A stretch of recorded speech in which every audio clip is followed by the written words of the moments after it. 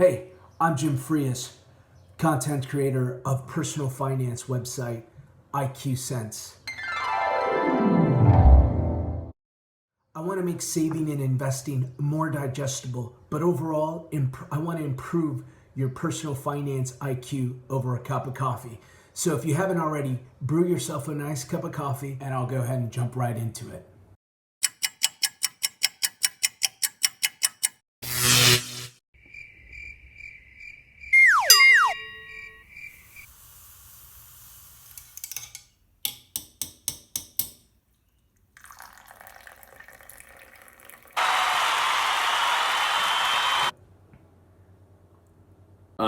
Today we're going to talk about I-bonds versus TIPS, what they are, what the differences are, and overall if they make sense for your investment portfolio.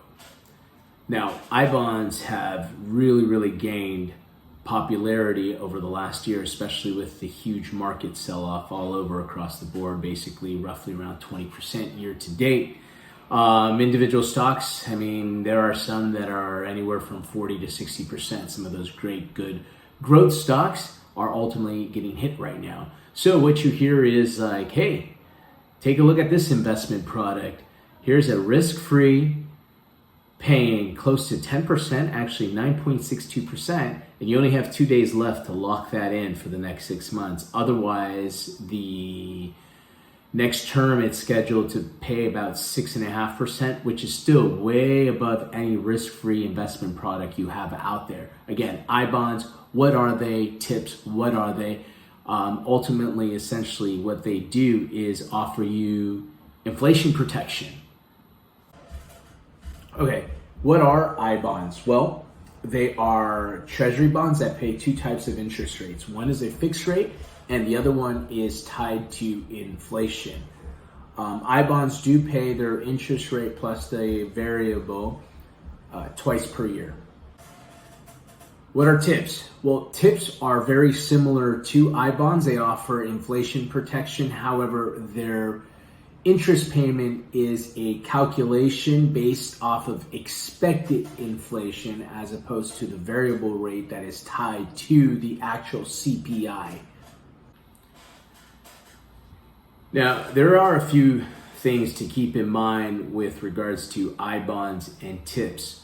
With I-bonds, one of the things is, or one of the biggest drawbacks with it is the limitation limits. It's $10,000 per social security number. You can't hold these directly in any brokerage accounts that you may have, such as Robinhood or your local or Schwab account. Ultimately, you have to go directly through the U.S. government or Treasury Department to purchase these I-bonds and guarantee yourself that 9.62%. With regards to TIPS, these are a little bit different. You can also buy them through Treasury, but you can buy these through the secondary market. Secondary market are typically your ETFs and mutual funds. We are at all-time highs with inflation.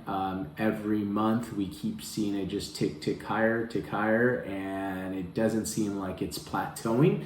Therefore, central banks have reversed, and they have taken a staunch approach at tackling inflation, and one of that is raising ultimately the cost of borrowing money. Everyone's kind of looking at, hey, where can I put my money?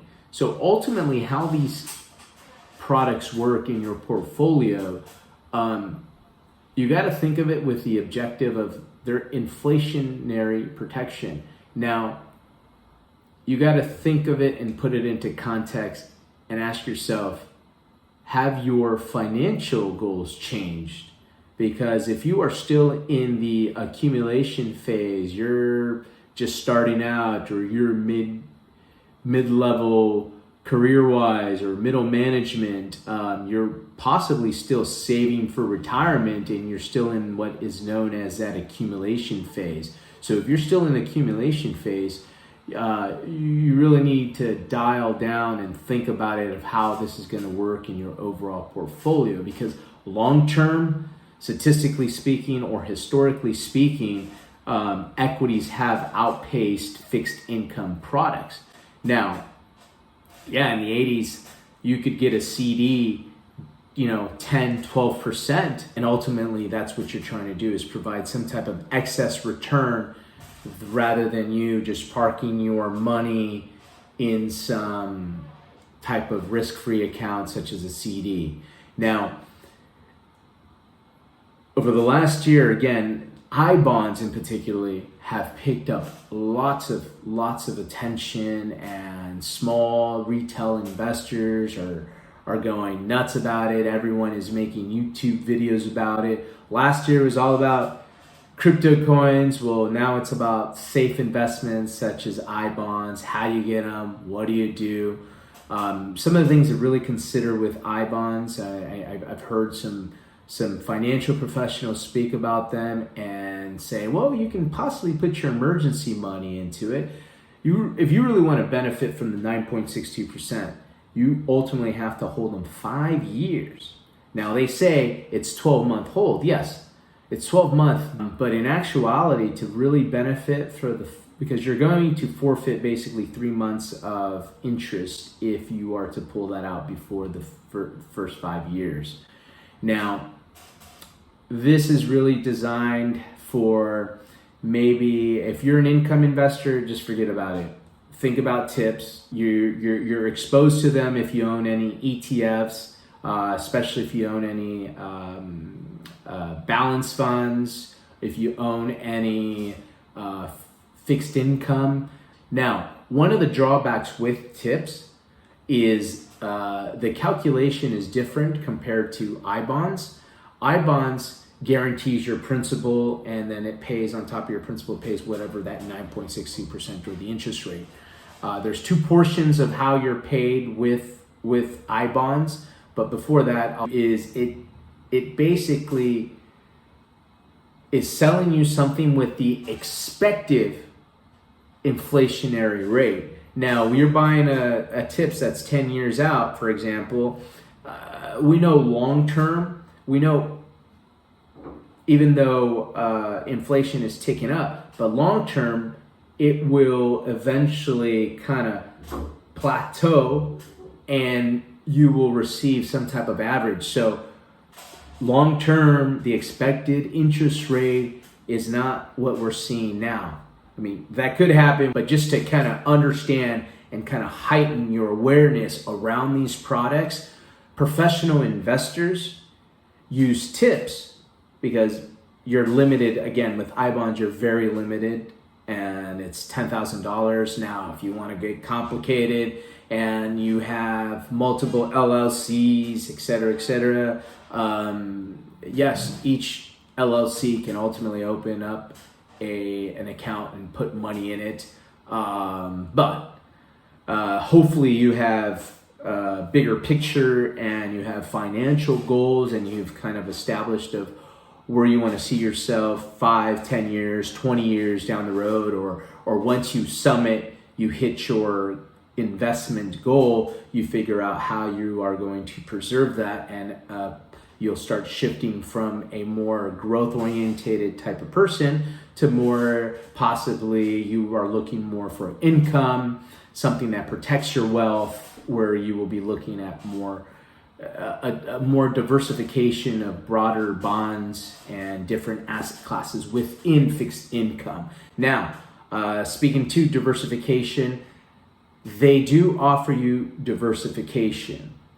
Again, how you package this all in your whole overall investment portfolio? Well, professional investors, money managers, those big mutual funds, ETFs, everything you name it, BlackRock, Vanguard, have a portion of their cash in all portfolios have some type of exposure to tips. So you are already probably indirectly have exposure to these type of investment products.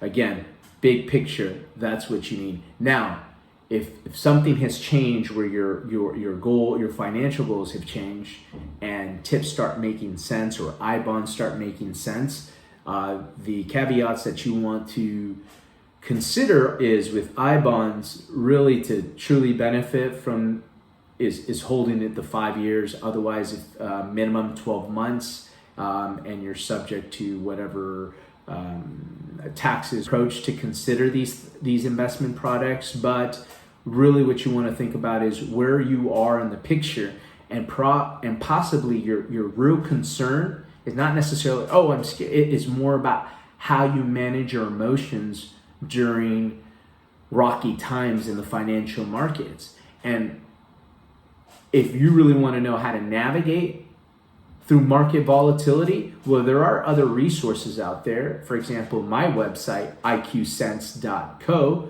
has great resources there, and it puts market volatility into perspective.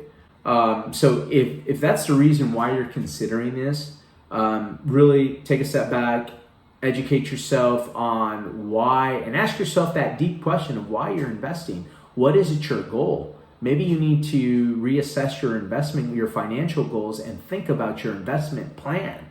Because if you are still in that accumulation phase, right now the market is on sale for you. This is great because all you're doing is accumulating. You're not selling. You gotta stick with your plan, and you gotta understand what your number is, and you gotta understand how you're gonna get there. These type of products do not make sense if you're already in that income phase. This wouldn't necessarily be for income investors. You can consider tips. Tips are ultimately something you can, but I don't think they're yielding 9.62%. At least the funds that I have in tips don't yield that much.